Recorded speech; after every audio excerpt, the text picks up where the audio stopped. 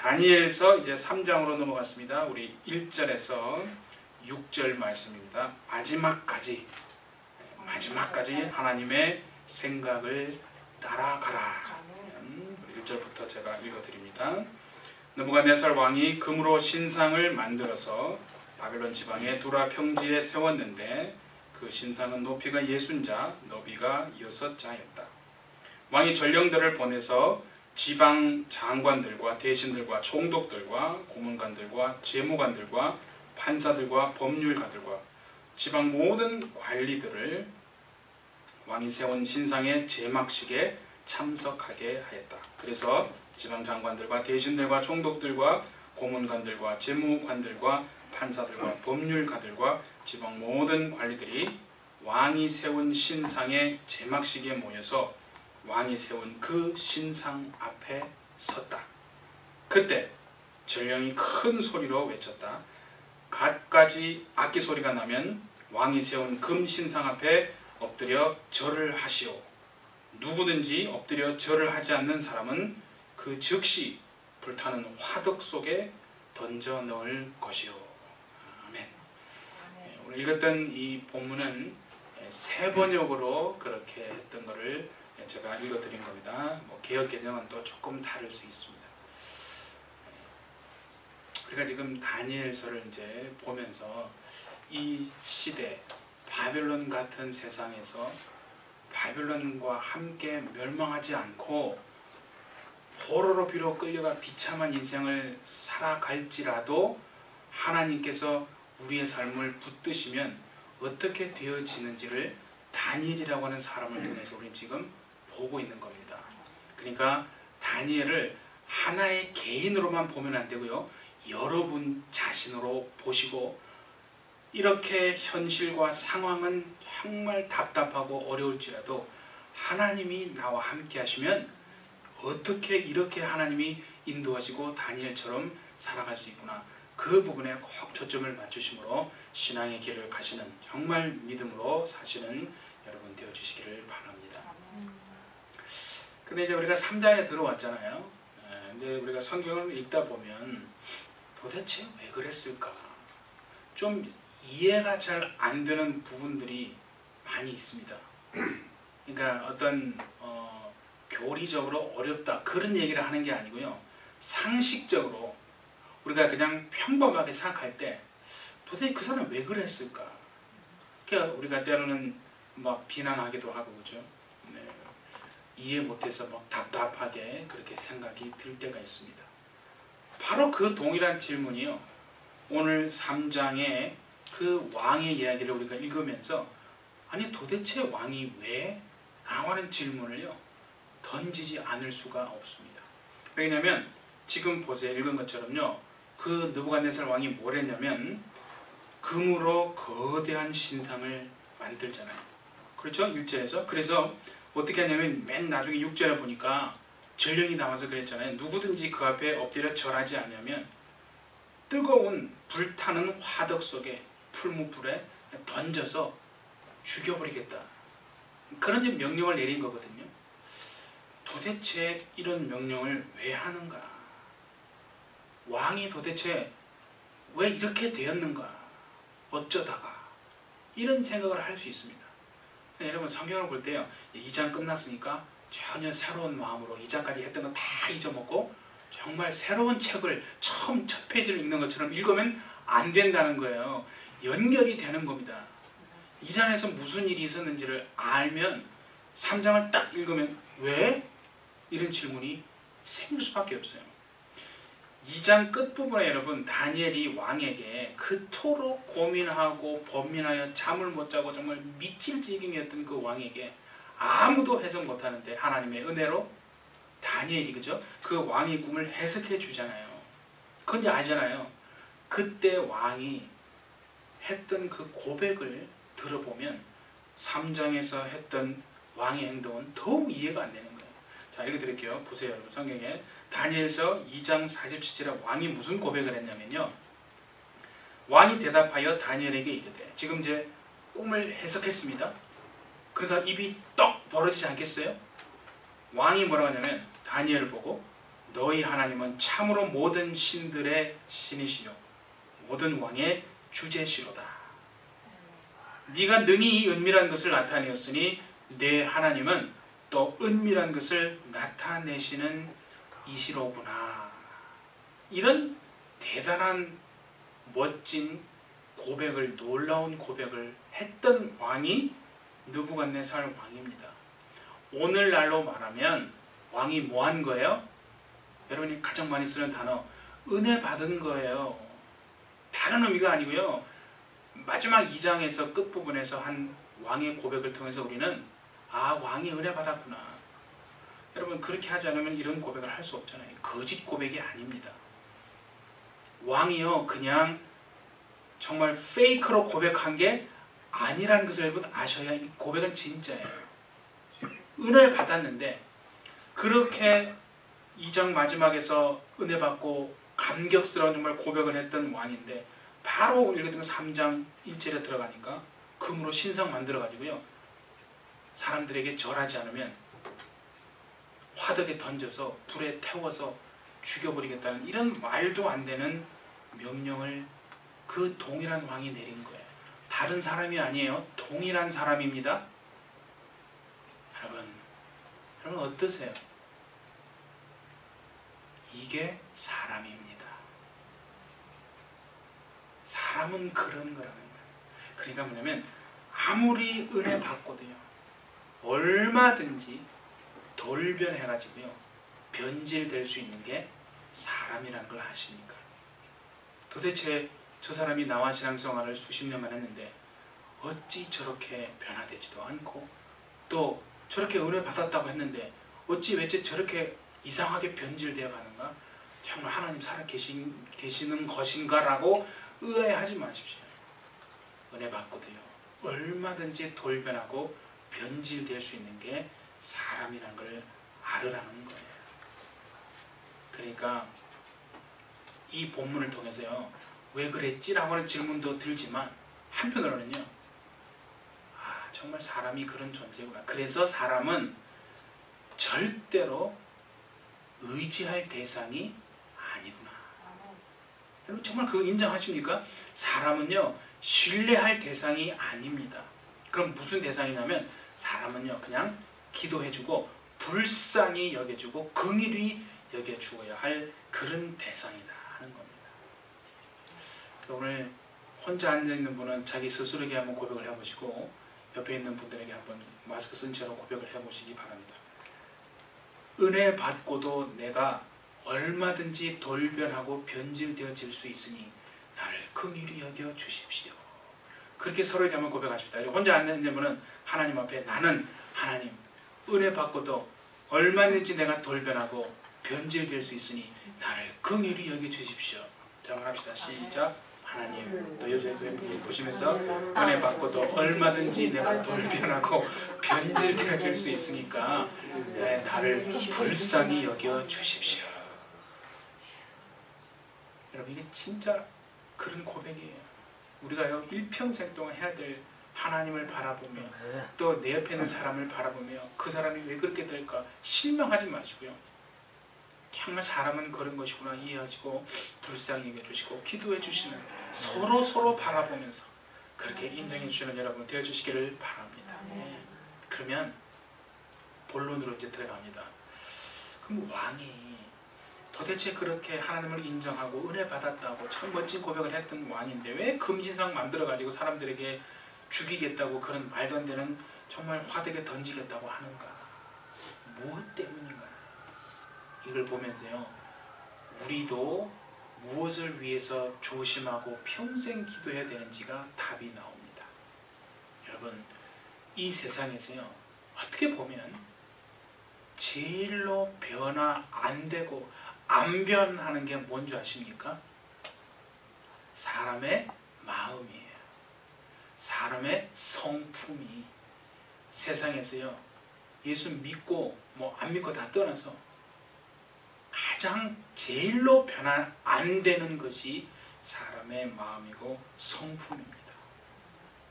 그 왕의 마음, 그 왕의 성품이 무엇이었길래 이 장에서 은혜 받았던 그가 돌변하고 이런 사람이 되었는가? 자, 한번 우리가 한번 찾아봅니다. 그게 이제 1절 한번 보십시오.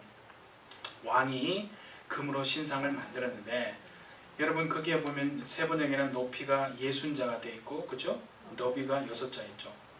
근데 이제 개역개정에 보면 60규빗이라고 되어 있어요. 높이가 60규빗이면 우리가 사용하는 피트로 해보면요 90피트예요. 90피트가 어느 정도 아십니까? 그게 잘 와닿지 않는 분은요, 건물 10층 건물을 머릿속에 지금 떠올려 보십시오. 건물 몇 층이요? 10층 건물이라니까요. 아니, 지금하고 비교하지 마십시오. 지금은 10층 하면은 하도 우리가 무슨 그죠? 스카이 로켓팅 그런 도시의 빌딩을 많이 봤기 때문에 아유 뭐 10층 뭐 꼴랑 그런 거 가지고 그렇게 말하면 안 되고, 이 당시에는요 전부 이렇게 한 층짜리 아니었겠어요? 그 당시에 수천 년 전에 지금으로부터 10층짜리라는 말이에요. 엄청난 거대한 높이라는 것을 머리로 지금 여러분 상상해 보라는 거예요. 그런 엄청난 10층 높이의 금으로 신상을 다 만들었다는 게 지금 1절이잖아요. 그리고 자, 한번 계속 봅시다. 그죠? 자, 2절에 보시면요.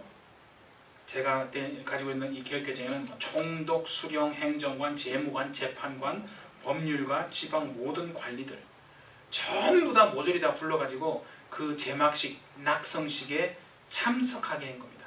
오늘날로 말하면 뭐 하는 거예요? 테이프 커팅식을 하는 거예요. 사진 찍고 기자들 부르고 방송 3사, 방송 3사 맞나? 하여튼 뭐 NBC, CBS 뭐 하여튼 그죠? 여러분 잘 아시는 KKL9 뉴스 다 불러가지고 막 전 세계 유튜브까지 다 불러서 지금 생방으로 쫙 방송하고 있는 겁니다. 얼마나 많은 사람들이 그 앞에 와 있겠어요. 찍어보니까 건물 10층짜리거든요. 그러면 저절로 그 건물을 보는 즉시요 무릎이 꿇어집니다. 저게 신인가? 정말 경배해야 될 것만 같은 그런 마음이요 저절로 든다니까요. 여러분 오늘날도 그렇잖아요. 거대한 여러분 어떤 뭐 제막식이나요 테이프 커팅식에 큰 건물을 해놓고 여러분 다 불러서 생각해 보세요. 얼마나 마음이요 굉장하거든요. 그 당시에 지금 그런 상황을 하는 거예요. 그리고 5절도 보면요 거기에는 그냥 갖가지 악기 소리가 나면 절하시오 이렇게 돼 있죠. 근데 개역개정에는요 그 악기의 종류를 또 일일이 기록하고 있어요. 나팔, 수금, 피리 뭐 무슨 뭐 이런 들어도 못한 그런 뭐 이렇게 나열하고 있습니다. 지금 제가 1절과 2절과 5절 지금 여러분 머릿속에 무엇을 상상하기 위해서 도와주냐면요 그 사이즈를 보라는 거예요. 그 어마어마한 거대한 그 신상 앞에 서 있는 우리들을 보면 너무나 작아 보이고 반면에 그 신상은 너무나 커 보인다는 거예요. 바벨론 왕이 뭐 하는 겁니까 지금? 자신의 커 보이는 자신을 나타내고 자신의 어떤 힘의 대단함을요 세상 앞에 사람들 앞에 과시하고 있는 모습을 보라는 거예요. 여러분 우리가 교만이라는 말을 많이 했죠. 교만의 깊이 계속 뿌리를 찾아가면요 무엇이 나오는 줄 아십니까? 바로 자신을 나타내고 지금 왕이 하는 것처럼 자신을 드러내고 자신을 과시하려고 하는 그 마음이요 그 교만의 가장 밑바닥의 뿌리 속에 잠재하고 있다는 겁니다. 목사님 예수 믿는 사람도요 물론입니다. 목사요 장로 뭐 신앙생활 수십 년 한 사람도요 예외 없습니다. 다 마찬가지예요. 여러분 대화를 한번 사람과 한번 해보십시오. 결국 가만히 듣고 있으면 처음에는 겸손한 말 같은데 결국은 어디로 갑니까? 이거 지 자랑하는 거네 라고 이렇게 마음속으로 생각하게끔 싹 가거든요. 그러잖아요. 능력이 있고 권세가 크고요 큰 어떤 건물을 만약에 자신이 소유하고 있고 힘이 있는 사람이라면 그것은 더욱더 그렇게 보이는 거 아니 자기를 은근히 자기를 드러내는 거 아니겠어요? 그 마음은요 지금만 있는 게 아니잖아요. 이미 태초에부터 그 마음은 있어 왔거든요. 아담과 하와에게 마귀가 접근해서 뭐라고 했어요? 사단이 네가 하나님처럼 되라는 거예요. 내가 하나님처럼 되리라고 하는 그 마음이 바로 근본 여러분 교만의 뿌리가 아니겠습니까? 자기를 나타내고 드러내는 거죠. 과시하는 거예요.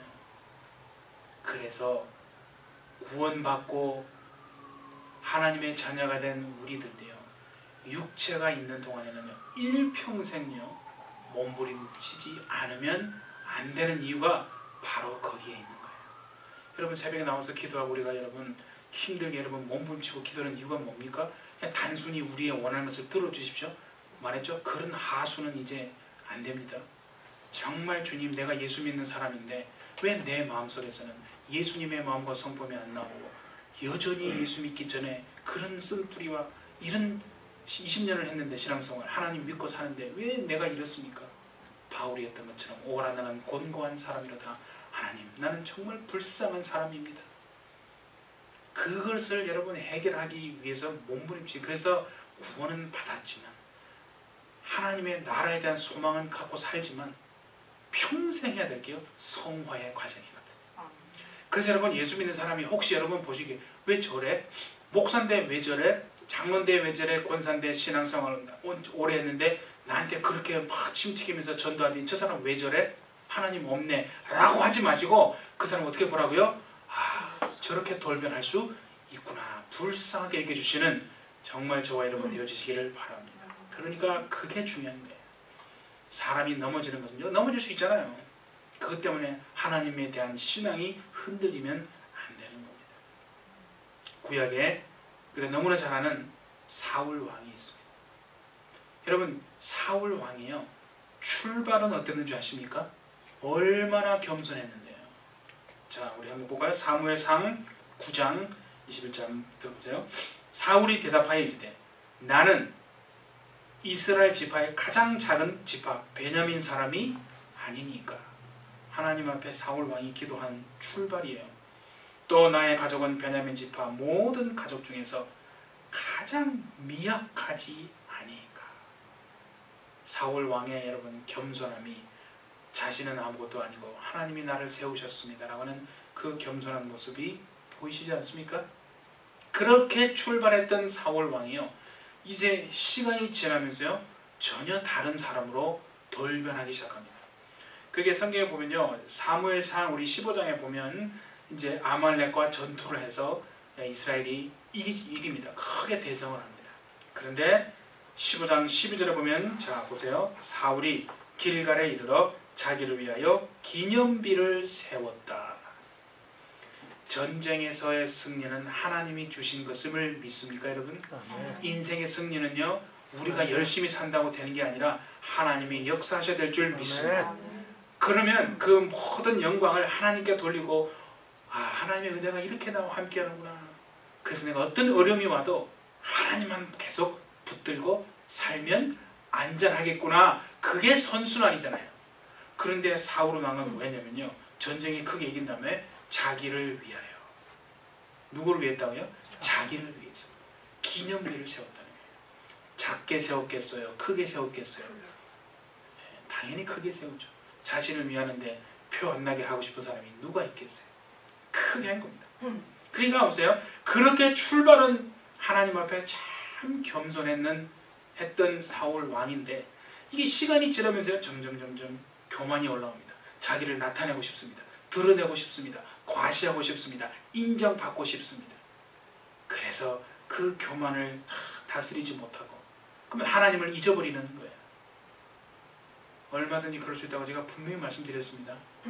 그렇게 기념비를 자기를 위해서 세우는 변질되어 버리고 말았다는 거예요. 여러분, 신앙이 변질되는 게 왜 무섭냐면요, 그것 자체가 중요한 게 아니라 결국 어떻게 되세요? 하나님이 사울에게서 떠나버렸다는 거예요. 이 말을 하기 위해서 그런 거예요. 여러분, 겸손하게 안 살아도 괜찮아요.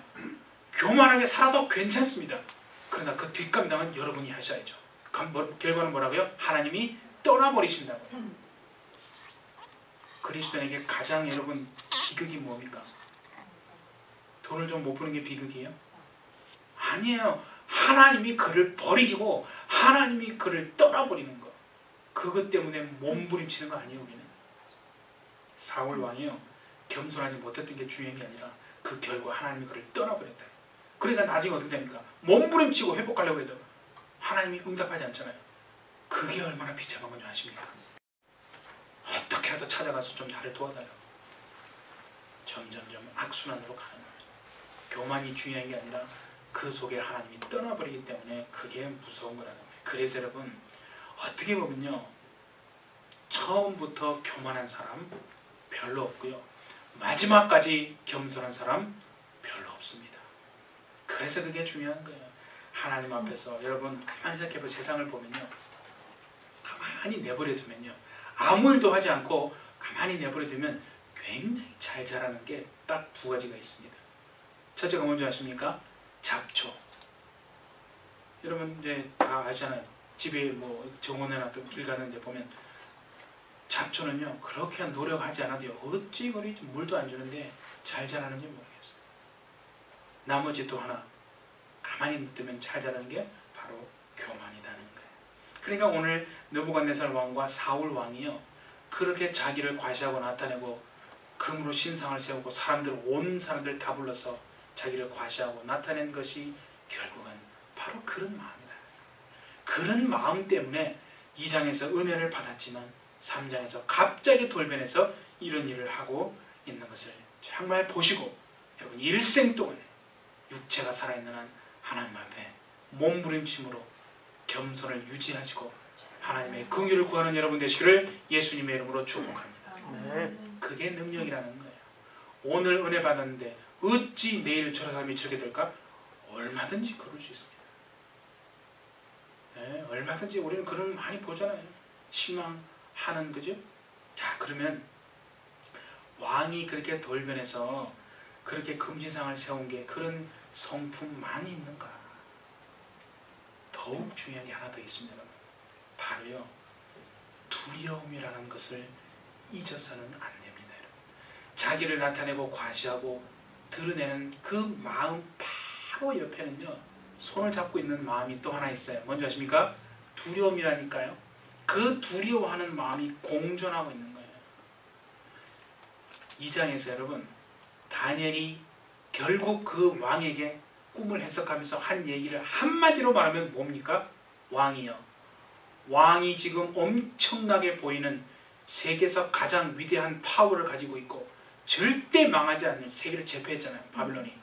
그 정말 최고의 정점에 달해 있을 그때에 왕의 꿈을 해석하면서 뭐라고 했어요? 그렇지 않습니다. 왕의 나라는 반드시 망할 것입니다. 그 얘기를 한 거 아니에요. 쉽게 말하면 비참한 상황에서 그 말하면 믿어지죠.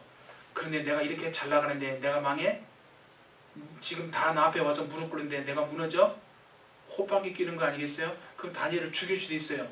그런데 차마 그렇게 못한 것은요, 아무도 해석 못하는데 오직 하나님의 권세로, 은혜로 해석을 했기 때문에 차마 반박은 못하고 마음속에 그 얘기를 들었을 때 마음속에 두려움이 생긴 거예요. 그 왕의 두려운 마음 정말 제대로 된다면요, 그 두려워하는 마음이 있을 때 누구 앞으로 가면 됩니까?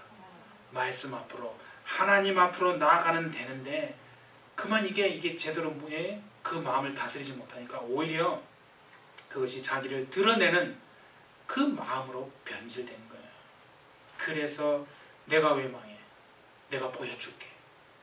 그러면서 여러분 엄청나게 거대해 보이는 그 10층 건물 높이의 금시상을 탁 세우면요, 모든 관리와 백성들 다 불러서 그 앞에 절하게, 그러니까 결국 그것은 망하지 않는다.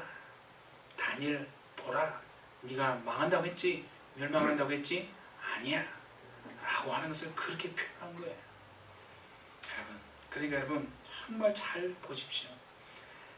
자신을 드러내고 과시하려고 하는 사람의 마음 깊은 속에는요, 뭐가 있다고요? 두려운 마음이 있다니까요. 열등감이 있다니까요. 그것을 잘 보셔야 합니다. 그러니까 오히려 자신을 과시하고 드러내고 인정받기를 원하는 사람이 어떻게 보면 하나님의 관점에서 보면요, 참 불쌍하고 가엾은 사람이라는 겁니다. 그래서 아까 처음에 얘기했잖아요. 하나님의 은혜를 사모해야 되는데 그만 은혜 받고도 계속해서 그걸 유지하지 못하고 그렇게 돌변할 수 있다는 거죠. 정말 불쌍히 여기시는 그런 마음을 갖는 여러분 되어주시기를 바랍니다. 그러니까 사울 왕이 전쟁에서 이기고 자기를 위해서 기념비를 세운 것, 무엇 때문이야? 한마디로 말하면 두려움 때문이라니까요. 그리고 평생 그 다윗을 쫓아다니면서 다윗을 견제하고 말도 안 되는 정말 비일한 일을 저지르는 것, 그것이 결국 무엇 때문이라고요? 두려움 때문이라니까요. 그 사울 왕의 두려움이 어디에서 시작된 것입니까? 그게 중요한 거예요. 자, 성경을 봅니다. 사무엘상 18장 7절에 보세요. 여인들이 뛰놀며 노래하여 이르되, 전쟁에서 승리해서 돌아왔습니다. 근데 여인들이 막 뛰놀면서 칭찬을 하는데 이렇게 칭찬합니다. 사울이 죽인 자는 천천히요 다윗은 만만이로다. 여러분, 이 말 한마디에요, 그 사울 왕의 심기가 완전히 뒤틀려 버린 거예요. 그러면서 보세요. 그 8절과 9절. 사울이 노하여 이르되 다윗에게는 만만을 돌리고 내게는 천천만 돌리니 그가 더 얻을 것이 나라 말고 무엇이냐 하고 그날 이후로 사울이 다윗을 주목하였더라. 그러니까 여러분, 그 사울 왕의 두려움이 뭔지 아십니까?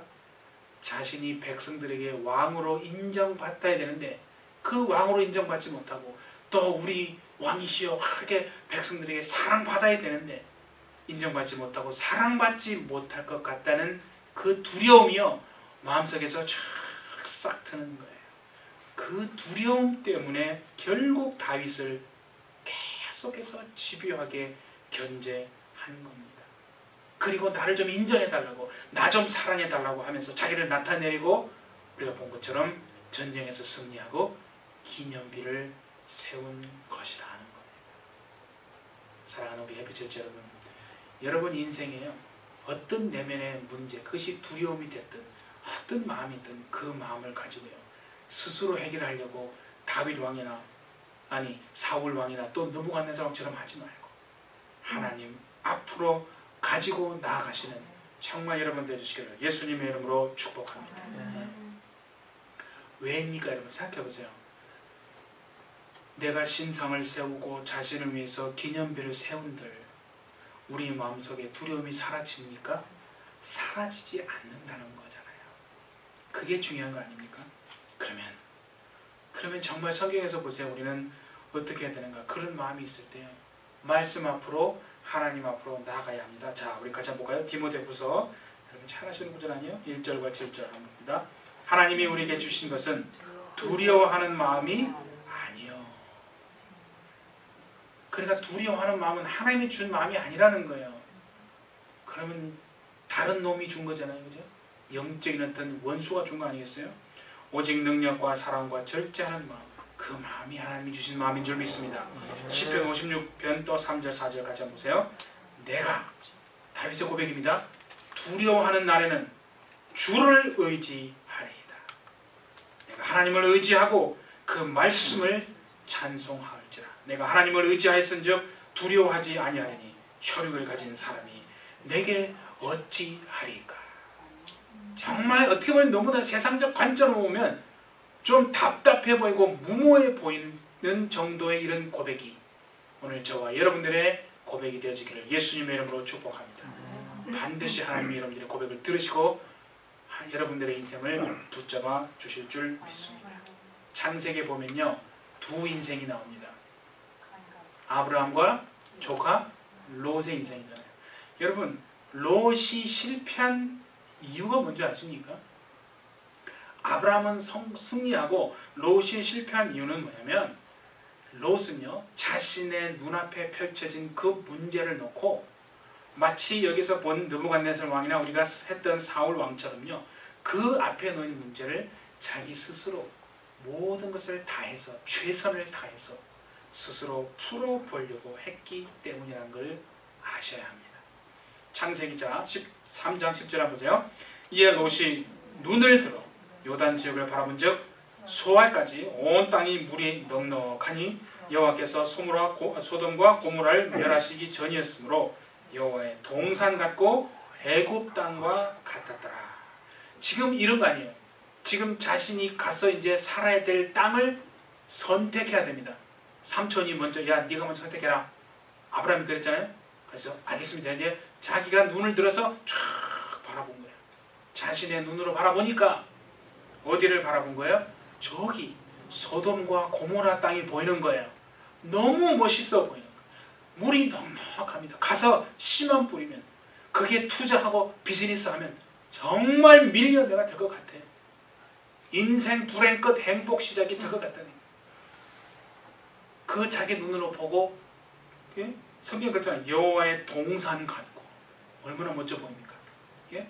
애국 땅 같이 좋아 보였기 때문에 뒤도 안 돌아보고 그죠? 고민 하나 일말의 고민 없이 바로 그렇게 즉각 선택하고 그 땅으로 간 거 아니에요. 여러분 참게 아쉬움이 그거예요. 롯이 조금 이 다니엘처럼 하나님 앞에 기도할 말미를 좀 얻어가지고 그렇게 하나님께 좀 기도하고 나아갔다면 결과가 분명히 달라졌겠죠. 근데 여러분 제가 분명히 말씀드립니다. 그렇게 못했던 이유가 뭔지 아십니까? 롯은요 평소에 절대로 기도하는 사람이 아니라는 얘기를 하는 거예요. 어려움이 닥칩니다. 큰 문제가 있습니다. 우리는요 그 문제를 해결하기 위해서 무릎 꿇는 척 하잖아요. 기도해 주세요. 하나님 앞에 평소 때는 기도 안 하다가 문제가 생기니까 답답하니까 아쉬우니까 하나님 앞에 나갑니다. 기도한다 이 말이에요. 그런데 여러분 그런 사람들의 공통점이 뭔지 아십니까? 자기가 원하는 대로 해결이 안 되면 금세 여러분 시험 들어버립니다. 금세 롯처럼요 자신의 방법대로 그냥 액션을 취한다니까요. 그리고 그걸 그냥 해결했다라고 생각하는 거예요.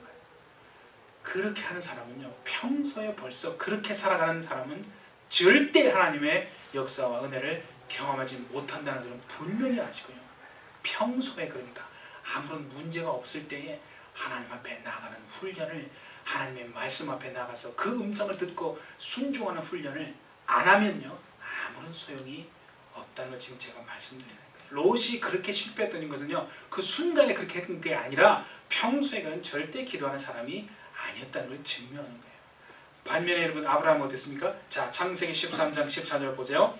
롯이 아브라함을 떠난 후에 롯이 이제 뒤도 안 돌아보고 소돔과 고모라를 잘 살 거라고 생각하고 떠났습니다. 여호와께서 아브라함에게 이르시되 아브라함아 너는 눈을 들어 너 있는 곳에서 동서남북을 바라보라. 차이가 보이십니까? 여러분 인생에서 누가 실패하고 싶은 사람이 누가 있어요? 다 정말 승리하고 싶지 않습니까? 여러분 롯이요 아브라함과 차이는 다른 게 아니에요. 롯은 자기의 눈으로만 딱 바라보고 즉각 판단했습니다. 그러나 아브라함은 어땠습니까? 기도하면서 하나님의 인도하심을 기다렸던 거예요. 그 차이입니다. 하나만 더 말씀드릴까요? 세상의 눈으로 바라봅시다. 믿음 다 빼고 세상의 관점으로만 바라보면요 누가 더 여러분 민첩하고 약삭빨라 보입니까? 롯입니다. 롯은요 세상의 관점으로 바라보면 정말 이익이 있는 내가 적을 택하면 나에게 어떤 이익이 있고 내가 이익하면 내가 어떤 손해가 있고 너무나 민첩하게 약삭빠르게 머리 잘 돌아가는 사람이에요. 세상은 그런 사람이 성공한다고 말하고 우리도 그런 도전인가 유혹받고 그래서 그렇게 살아가지 않습니까? 제가 말씀드릴게요. 세상의 관점으로 보면요 아브라함은요 뭔가 답답해 보인다니까요. 뭔가 좀 우둔해 보이고 좀 느려 보이고 뭔가 좀 약삭 빠르지 못하고 답답해 보인다. 저래가지고 성공하겠어? 제가 분명히 성경의 결론을 말씀드립니다. 우리가 볼 땐 민첩하고 약삭 빨라 보이고 성공할 것 같았던 인생은 완전히 망하고요. 우리가 볼 때 답답하고 우둔해 보였던 아브라함은 복의 근원이 된 것을 여러분이 알고 있지 않습니까? 그게 인생의 아이러니입니다. 여러분 우리가 매주 하나님의 말씀을 듣는 게 다른 거 아닙니다. 세상의 방식으로 살지 말라는 거 아니에요. 하나님의 인도하심을 따라가시는 저와 여러분 되시기를 예수님의 이름으로 축복합니다. 예. 그래서 어찌 보면 다니엘서를 통해서 하나님이 우리에게 말씀하시는 포인트를 한마디로 구절을 찾아내라고 하면 이거 아니에요? 자 봅니다. 다니엘서 3장 17절과 18절 다니엘의 친구들이 왕 앞에 말한 거 아니에요. 왕이여, 하나님이 계시다면 우리를 이 맹렬히 타는 화덕 풀무불 가운데서 능히 건져내실 것입니다. 그러면 할렐루야죠. 그러나 그리 아니하실지라도 풀무불에서 우리를 건져주잖아. 우리가 타 죽더라도 왕이여, 우리가 왕의 세운 그 신상에 절대로 절하지 않을 것을 왕은 아시기 바랍니다. 저는요, 오늘 이 코로나 시대를 통해서 하나님이 찾는 교회와 신앙인이 바로 이런 사람이요, 이런 교회라는 것을 전 분명히 확신합니다. 그리하지 아니하실지라도의 하나님을 인정하십니까? 하나님은 오늘 지금 저와 여러분에게 그걸 묻고 있는 거예요. 내가 너의 인생을 주인이라는 걸 인정하느냐? 그리 네가 원하는 마음속에 원하는 대로 안 되고 그리하지 아니하실지라도 네가 나를 순종하고 나를 의지하겠느냐? 그리 아니하실지라도의 하나님을 결코 놓지 않고 순종하시는 정말 저와 여러분 되기를 바랍니다. 근데 슬픔이 뭐냐?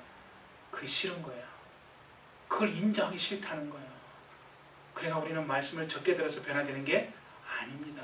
내 고집을 하나님 앞에 꺾지 못하기 때문에 30년 신앙생활에도 여전히 그렇게 살아가는 거예요. 어떤 사람이 이렇게 말합니다. 기도하면 바뀝니다. Yeah, okay, there's no question about that. 기도하면 바뀌죠. 그런데 조심해야 될 게 있습니다. 그것만 얘기하면 안 됩니다. 그것만 얘기하면 뭐냐면 앞에 17절만 얘기한 거예요. 왕이 계시기에, 아니 하나님이 계시기에 우리를 풀무불에서 능히 건져내실 것입니다. 아멘. 피리어드. 그냥 마침표 찍어버리면요, 오늘 우리 교회가 그렇게 했기 때문에 하나를 못 본 거 아니에요. 그 다음 구절, 그죠? 그리하지 아니하실지라도. 그러니까 기도하면 바뀝니다. 맞습니다. 그런데요, 그거의 함정이 뭐냐면요, 하나님의 주인 되심을 인정하지 않는 부분은 간과하고, 하나님의 주인 되심을 인정하는 것은 간과하고 있잖아요. 그래서 기도하면 바뀝니다가 아니라 이렇게 말해요. 기도는 하나님의 생각을 끝까지 따라가는 것이다. 오늘 제목이 뭡니까? 마지막까지 하나님의 생각을 따라가라지 않습니까? 이건 우리 인생의 모토가, 그리스도인 정말 하나님의 자녀인 저와 여러분 모두의 인생의 모토가 되시길 다시 한번 예수님으로 축복합니다. 바울이 그래서 여러분 자기 육체의 가치를 위해서 3번 기도했단 말이에요. 그런데 하나님이 뭐 했어요? 거절했잖아요. 그럼 솔직히 말하면요, 바울이 여러분 섭섭하고 시험 들지 않았겠어요? 에이, 이거 다 소용없어. 무슨 선교여행은 무슨 선교여행이야. 하나님 없어라고 믿음을 떠날 수 있잖아요. 그런데 바울은 그렇게 하지 않았잖아요. 바울이 깨달은 게 뭐예요? 하나님의 생각을 따라가는 것이 내 인생이구나. 그래서 일평생 하나님의 생각을 따라가시는 정말 저와 여러분 되시기를, 그리 아니하실지라도의 하나님을 인정하시는 저와 여러분 되시기를 바랍니다. 말씀 하나만 보고 기도하겠습니다. 자, 고린도후서 12장 8절과 9절입니다. 이것이 내게서 떠나가게 하기 위하여 내가 3번 주께 간구하였더니 나에게 이르시기를 내 은혜가 내게 족하도다. 이는 내 능력이 약한 데서 온전하여 지니라 하신지라. 그러므로 도리어 크게 기뻐함으로 나의 약한 것들에 대하여 자랑하리니 이는 그리스도의 능력이 내게 머물게 하려 함이라. 기도합니다. 하나님 아버지, 은혜 받고도 느부갓네살 왕이나 사울 왕처럼 돌변하여 변질되는 인생이 되지 않도록 정말 우리 자신을 나타내고자 하는 마음과 또 과시하고자 하는 마음, 또 두려워하는 그 마음이 있을 때에 우리는 하나님 앞으로, 말씀 앞으로 가져가는 믿음과 신앙을 허락하여 주시옵소서. 답답한 인생의 문제를 놓고 우리 힘으로만 풀려고 하는 그 태도를 정말 내려놓고 하나님의 주권을 반드시 인정하는 참 신앙을 코로나 시대에 회복하게 하여 주시옵소서. 그래서 그리하지 아니하실지라도 하나님을 인정함으로 진정으로 하나님의 은혜로 사는 복된 인생 살 수 있도록 우리를 주님 축복하여 주옵소서. 성령께서 인도하실 줄 믿고 감사드리며 예수님의 이름으로 기도하옵나이다. 아멘.